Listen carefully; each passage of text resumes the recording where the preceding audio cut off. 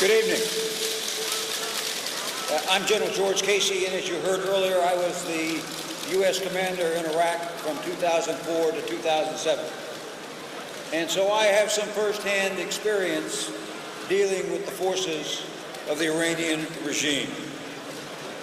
And I've been asked to share those experiences with you tonight because as I've been reading the press back in the United States, I hear people starting to say that because the situation in Iraq has gotten so bad that we might have common interests with the regime in Iran. I am here to tell you, from my personal experience, that is not the case today, and it certainly was not the case when I was in Iraq from 2004 to 2007. I think it's important that we remind ourselves that, particularly with Iraq, we have fundamentally different views, and I believe this from early after I went into Iraq. I believe the regime's goals in Iraq were twofold. One, that they wanted a friendly, supportive Iraqi government in place. But two, they wanted the United States government to fail in its efforts to help the Iraqis build a government that was fairly representative of all of the ethnic and sectarian groups in Iraq. And I believe that type of government is fundamentally important to stability, not only in Iraq, but also in the region.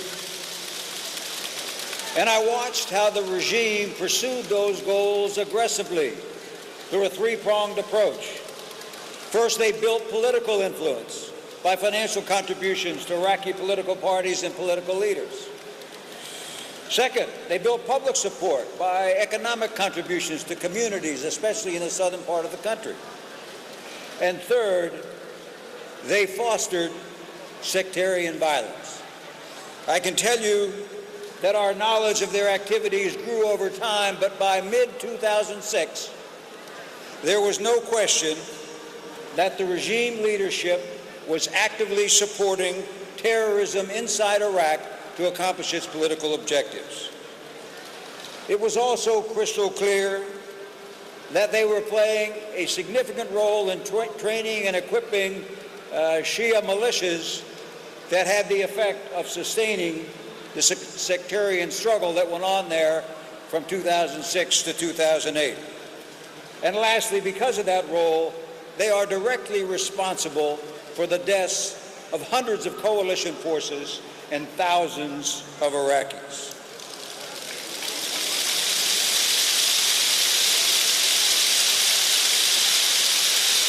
In the spring of 2006, Ambassador Khalilzad and I, the U.S. ambassador, took that information to newly elected Prime Minister Maliki.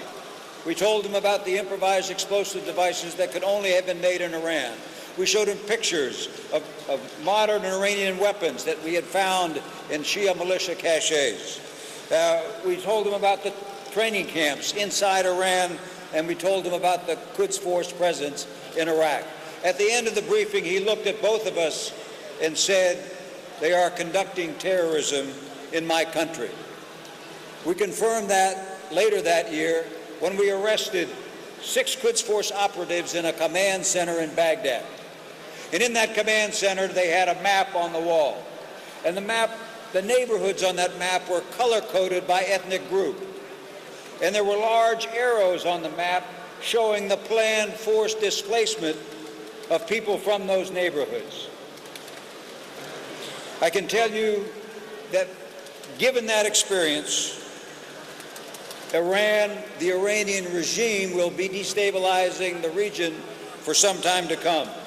And that Iranian regime is not just a challenge for the people of Iran, for the people of Iraq, or for the region. It's a challenge for the international community. And there can only be one conclusion, and you've heard it many, many times already today: that regime must go. Thank you.